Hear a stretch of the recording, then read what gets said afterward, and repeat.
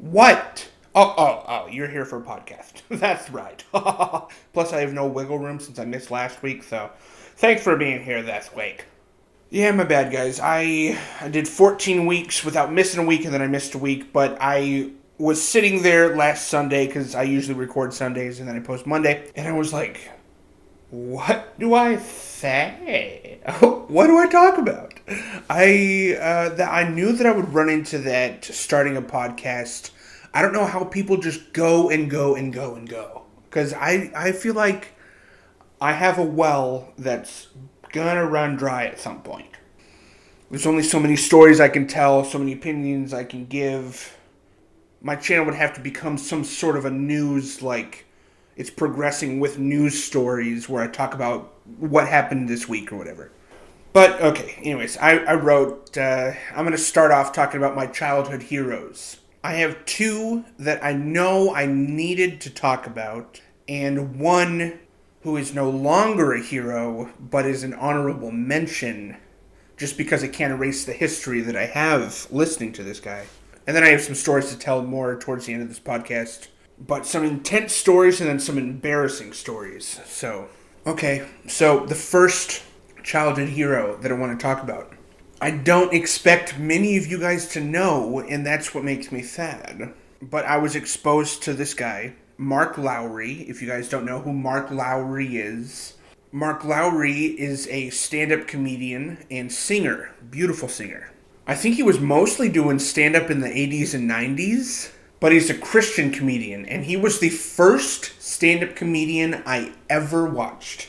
And I watched a lot of him, because he has several specials and music albums. He was like the Weird Al of Christian music. I mean, he would parody music or make original comedy songs, and that was kind of his specialty. So his comedy specials are a mix of stand-up and goofy music videos. And I've met Mark Lowry twice. I've gone and seen him and seen him twice. The first time I actually got to serve him backstage. I brought him snacks and got to serve him because my aunt was running the event that he was at. And Mark Lowry has this bit where he puts in Billy Bob teeth, and so I remembered that bit, and when I walked up to him, I put Billy Bob teeth in and made him laugh, and we had this whole exchange. But I love Mark Lowry, dude. I met him when I was like 7, and then I met him like 10 years after that. And honestly, a lot of my comedy, I feel like you guys have Mark Lowry to thank. Because so much of my sense of humor and my ADHD, a lot of that just comes straight from him. Mark Lowry's like mid-60s now, so he's getting up there, which is sad to see, but he's still rocking it. He toured with the Gaither Vocal Band for a long time. He still might be doing it. Mark Lowry just makes ADHD and fat jokes about himself. That helped me because I was also ADHD and fat growing up. So to hear Mark Lowry make fat jokes about himself, ADHD jokes about himself, it really helped. I think it really helped me learn to embrace that as comedy. Embrace my physique, embrace my circumstances, my situation into my comedy. So, briefly, I just wanted to share, if you don't know who Mark Lowry is, I'll allow you to go discover him because he's hilarious. And he has a beautiful voice. Even if you don't listen to his comedy and you want to listen to his music, Mary Did You Know is his best song. I have sang it in many churches and Christmas events. It's a Christmas song. Mary Did You Know is such a beautiful song. Mary, did you know that your baby boy has kissed the face of God? Did you know that your baby boy... Alright. Okay, so the next person, childhood hero of mine is Lou Ferrigno. Okay, I'll say that again for the clarity of it. Lou Ferrigno, a.k.a. the Incredible Hulk. So in the 70s and 80s, there was a TV show and a bunch of movies called The Incredible Hulk. This dude trained with Arnold Schwarzenegger to be Mr. Olympia. He was also, I think, in 1984? No, maybe 74. Which one was it? 1974. I think it was 74. Lou Ferrigno was in World's Strongest Man just for that 1 year. Maybe it was 78. I don't know. I've only met people who are either Team Lou Ferrigno or Team Arnold Schwarzenegger, because those two were just giant powerhouses who rivaled each other in this sport for so many years. And I've always been Team Lou because he was the freaking Hulk, dude. Who is also my favorite superhero. So Lou Ferrigno, I believe, is in his 70s now, along with Arnold. But I love Lou's career because he was in one of my favorite TV shows randomly, King of Queens, with Kevin James and Lee Remini. And it's interesting to me that he was in that show, or anything besides the Hulk, because he is mostly deaf. He was born mostly deaf, and he had to learn English just by reading lips. I don't know why or if he's ever learned sign language. I don't think his hearing was that bad to warrant sign language, but I don't think he ever did, which is interesting to me that he never did. That'd be kind of funny to see the Hulk doing sign language. I had the pleasure of meeting Lou Ferrigno when I was 6 or 7 years old. I have a picture to prove it. I can even throw it up if I find it. But my buddy and I, Steven, we went to a car show, and we had tickets, and we knew that he was going to be there. So I go, and I'm like, Lou Ferrigno's signing my book. I remember my mom and I handed him a Gospel of John book, which is the Gospel of John, Matthew, Mark, Luke, John. And he signed it and handed us back the book, and we're like, no, that's for you. And he was like, oh, thanks. So I got to witness, evangelize to Lou Ferrigno maybe a little bit. He probably threw it away, but he got his own autograph out of the deal. Lou Ferrigno also became a deputy in Los Angeles, I think during the time that Schwarzenegger was governor. So there's probably some help there. And Lou Ferrigno is now in this TV show called The Offer. I think it's on Paramount Plus. It's about the making of The Godfather. And Lou Ferrigno is just in the show. It's so cool. Okay, so the honorable mention that I wanted to mention is Bill Cosby. And I have to say that he was a childhood hero of mine because I listened to his albums from the ages of 7 to 12. After Mark Lowry, Bill Cosby was the next stand-up comedian that I listened to and obsessed over. One of the only clean stand-up comics at the time. I feel like I was listening to his albums from the 70s. And I had whole bits memorized. I mean, Bill Cosby's bit about going to the dentist, dude, I mean, I've listened to that so many times. But it's been close to 2 decades that I haven't listened to them, so there's reason for that. So obviously I say all this with somber feeling that it's so disgusting to me that the man that I was so influenced by at that early age ended up being such a monster that is and will always be very hard to come to terms with. Bill Cosby, I mean, it's just, it's incredibly, incredibly sad. You know, there's a documentary on Showtime about him where it documents every case year by year and location by location that Bill Cosby would have been 1978, he was in Illinois and he did this to this woman. You know, it's just, it's a really, really disturbing, shocking documentary. But like I said, Mark Lowry was the Christian comedian that I was listening to, and then Bill Cosby was the clean, secular comedian that I could listen to. And then by the time I was 12, I had listened to everything he had put out, so that's why I stopped listening to him then. But 10 years later, found out some new stuff. And it's absurd to me that he's out of prison now. He only spent 3 years in prison, and I think that's all he's going to do. But instead of ending that on a sad note, I just wanted to reiterate that these 3 men that I mentioned were extremely formative on me and my comedy specifically. Well, not the Hulk. Yeah, the Hulk was hilarious. No, I mean the 2 comedians. But the Hulk signifies something completely different to me. Because there is an obsession with bodybuilding or weightlifting that exists within me, but it's not one that I've tapped into for myself. I just like people who have achieved it for themselves, and I find them Brian Shaw, Lou Ferrigno, Arnold Schwarzenegger, Eddie Hall. I have a picture of Lou Ferrigno hanging on my wall. I love him. And I actually was really trying to rack my brain about any other childhood heroes, but it is hard to think of any others, so maybe I'll just move on. There's a hair on my shirt that's been there all this time. Was anybody else homeschooled? No, just me? Okay, well, I kind of want to talk about being homeschooled, honestly. So, from what I understand, the reason that we were homeschooled is because we traveled around the West Side states for 6 years. So, we had to bring school with us. I mean, we visited hundreds of churches, mind you. Hundreds of churches, which is just a blur. Those 6 years, I don't remember. It was like schoolwork, church, and movies. That was pretty much my life. And food. I mean, I was homeschooled up until college. And my mom was the teacher, obviously, and she said that one of the biggest compliments that she has been given is when somebody's like, I had no clue your kids were homeschooled. And she's like, thanks, right. Because usually you can tell if a family is homeschooled or not. But I like to hear that people are surprised to hear that I was homeschooled. I'm like, score for me. High five. That seems homeschooled.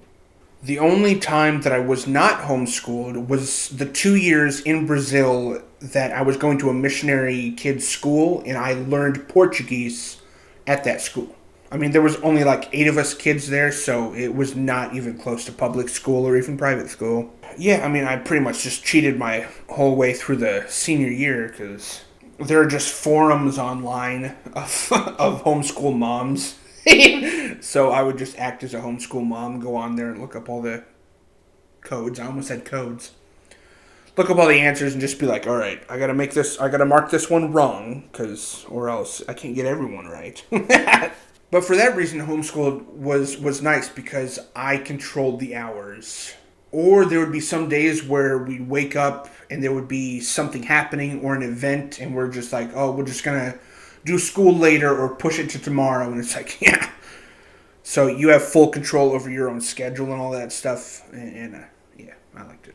I do feel like there's a level of social activity that I missed out on by not going to public school. But at the same time, I also went to hundreds of churches, and I went to Brazil for 8 years, so I think that's a little bit more than public school. Plus, in Brazil, we were not even about to go to the Brazilian school, because the Brazilian school system is just not appealing to us. Like, I'm not even sure exactly how it works here in the States, but I know in Brazil, if you fail one class, you repeat the whole year. You are there for life. Like, there are a lot of people, I don't know about most, but a lot of the people in the congregation in the church that we went to in Brazil, some of the women didn't make it past 5th grade, and they just left school because they kept having to repeat years. So they're just like, well, I'm going to leave. Or they'd be like mid-40s with a family and going back to high school to get their diploma or GED. They're GED.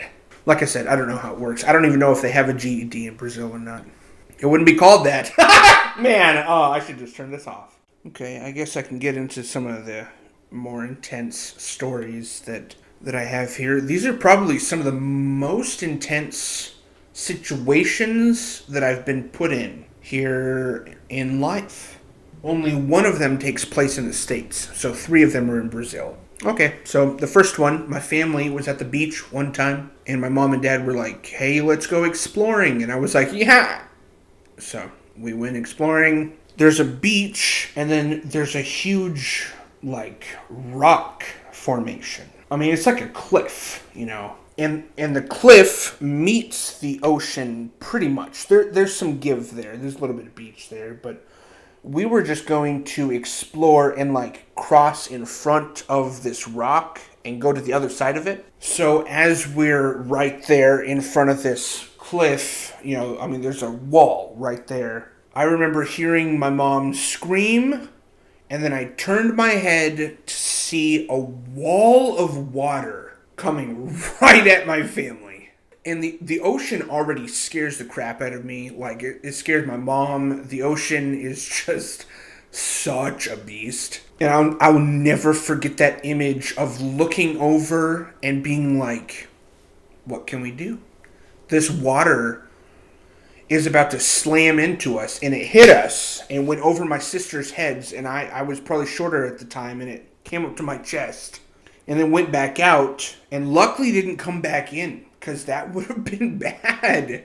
So my family just had to scurry out of there, and we're like on super hot rocks and stuff. But just because of how scary the ocean is and how bad that could have been, I will never forget that wall of water just rushing at us. It was not just like, oh, that's a fun wave. No, it was like, that's actual danger. Good thing none of my family was like swept out with it, because that's what we were all concerned about, I think. There was another time that my brother, my dad, and I were driving to basketball. We're stopped at a light. We see a cop turn right, go ahead of us, and he turns his car perpendicular to the road. So he's barricading so we can't go through. We roll up to him past the light, and then we see a cross in the opposite on the oncoming traffic is kind of the same setup. A cop doing the same thing, barricading. And the cops on the other side of the road are acting super nervous, and they have their guns drawn, and they're like checking cars. So they're looking for somebody. And then all of a sudden, guns start going off. And my dad starts screaming at me and my brother to get down. So I remember just hearing shots and going, whoop, and just laying down in the seat. But that was nuts, because my dad was just thinking, stray bullet. Something's going to come through our car. We're right across the street from all these guns being shot. Because apparently they found the dude that they were looking for, and he started shooting first. So that was pretty nuts, dude. NGL. Not going to lie. A couple months before that, I don't know why I'm telling these out of order, we were driving home from basketball. One thing you should know about Brazil is they take their soccer a little seriously. I mean, did you guys ever hear about that one referee that made a bad call at a soccer game? And they beheaded him for that? Not only did they beheaded him, put it on a spoke, and were like raising, something straight out of Lord of the Rings. We're driving home from basketball, and we see about 25 young adults walking on the sidewalk. The only thing is, they're carrying metal rods and rocks and knives. We get to an intersection where that group of people, also known as a gang, they run into this group of people. 2 different gangs for 2 different soccer teams. That's what this was. Grêmio versus Internacional. Once they saw each other, the 2 groups, all hell broke loose. Rocks, chaos, glass shattering in the cars in front of us and behind us. Luckily, nothing happened to our car. Police on motorcycles started getting in there. I don't think any gunfire was discharged, luckily, but my dad scooted out of there with the car. I remember him telling us to get down, so I just remember the movement of the car, but I don't remember seeing anything past when I dipped down. But that was nuts too. I mean, I don't know how we left unscathed. Nothing happened to the car. I can't believe it. But that was bizarre and something I don't think you would find here in the States. Especially not for soccer. I just bit the crap out of my cheek. And then the last intense story is probably the most intense. My family was running a fireworks stand in 2011, the summer. So we're obviously like coming up to July 4th, and our fireworks stand is next to one of the most dangerous intersections in my city, and it's that dangerous because of how many accidents happen there. We're sitting there, there's customers in the store. All of a sudden we hear screeches and ba ba ba ba. Clearly a car accident. I had never heard a car accident before. I remember very, very unique sound to it. I remember my older brother got up and walked out of the tent, and I followed him. And Casey saw the stickers on the Suburban that was ours as one of the cars in the accident, telling us that was my parents in the accident. And I will never forget him saying, "That's Mom and Dad," and booking it over to them. And then so did I. And my mom tried to call her mom, but for some reason she called me. And I answered, and she was just sobbing and crying, and I could tell she was in extreme pain. And I was like, the 17-year-old kid like, what? So then I booked it. I remember running across the intersection diagonally. Like, not in a crosswalk, nothing. I just sprinted to my mama. And I remember opening the door, and she was in so much pain from her back because somebody had ran a red light. Their light was red for 7 seconds, and she claimed that the sun was in her eyes. She's going 45 miles an hour, and she hits one truck, and she's a little car. She hits a truck that then hits my parents' truck. Or I think she hit and spun around and hit my parents' Suburban. And my parents' Suburban went on its side almost and was like, do, like bouncing on its side. Yeah, I just will never forget the scene in the intersection, pulling my parents out of the car and just the fiasco that it caused. So those 4 stories right there are pretty much the most intense stories that I've been in that were like out of my control and involved me and other family members. But luckily we were safe out of all those scenarios. But, I feel like they're relatively unique stories. Maybe not the car accident, but the beach, the police shooting, and the gang fight. Those are all pretty unique, I feel like. And now I have some more embarrassing stories to tell. I did tell these stories as a stand-up set back in March, and they were the first times that I'd ever told those stories in front of people before. But I felt that I would translate those stories into podcast form, so I'm going to tell you those. So the first one has to do with, both of them have to do with bodily functions, but the first one, I remember taking a nap, and I was living with my parents at the time. I was taking a nap. I woke up from said nap. My parents had just gotten home from a trip, so I socialized with them for a little while. And then I go take a drive. I think I go to the dispensary. Maybe I go somewhere else, and then I come home. For some reason, I just decide to get in the shower. It's like 10:30 at night. There's other people at the house too, so I think I talked to them for a little while. I end up getting in the shower. I take my whole shower, and I get out. As I'm drying off, I go back here with the towel, and I get a little stuck. And I'm like, what? So I look at the towel, and I realize I got a handful of dookie on the towel. I go, what? So I'm like, oh my gosh. Okay, so I go to the toilet paper. I go, is there more? There was a lot more. Handfuls. I was like, dude. So I get back in the shower, and I start thinking to myself, when did this happen? Who have I interacted with? A lot of people. Where have I sat? So I had to backtrack after I got out of the shower. My car seat found a pebble. Living room was fine. My desk office chair, a literal streak, not just online. So I was like, excusez-moi? I mean, that's like kind of the end of the story, but I'm still baffled that I spent 3.5 hours going like, hey, what's up, dude? Yeah, good to see you. Yeah, I know the game was great, with a butt full of dookie. And the fact that I never smelt it, felt it, nothing. And ever since then, I have made sure to properly wash in the shower the first time. So, yeah, there's that one. And then this has happened a couple times, but I don't know how to start it. But basically, I don't have the biggest wee-wee. Not the smallest either, but not the biggest. So that makes urinating a little tricky, especially in public places, because I have a routine, which usually involves just a wipe afterwards. So this particular time, I was at a buddy's birthday party. We had smoked a lot of the devil's lettuce, the Mary Jane weed.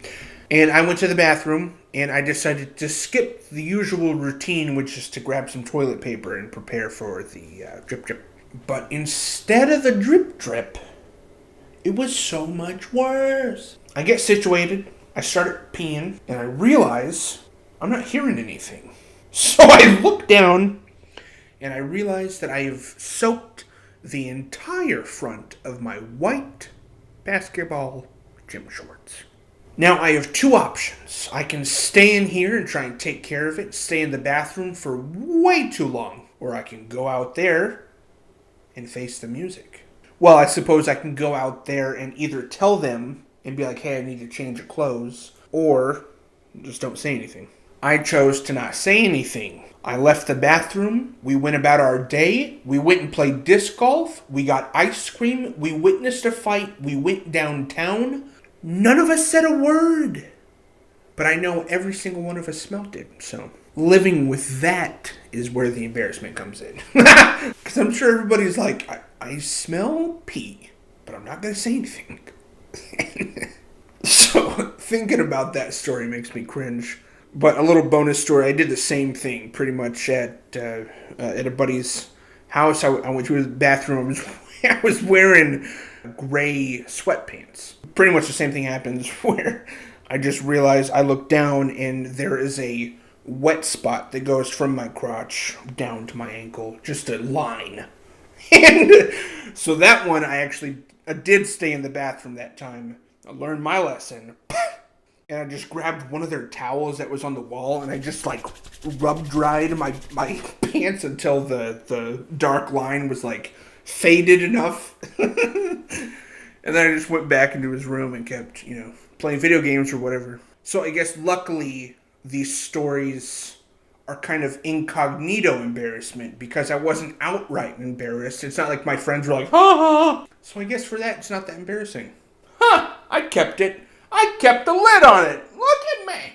But yeah, I am happy to have shared some of these stories with you guys. Both intense and slightly embarrassing. Along with some of the childhood heroes of mine that still comes to me. But again, sorry for missing last week. That will not be the case for this coming week. Thank you guys so much for being here and listening. I'll catch you guys, next week. Kind of like I said. So, bye. Bye.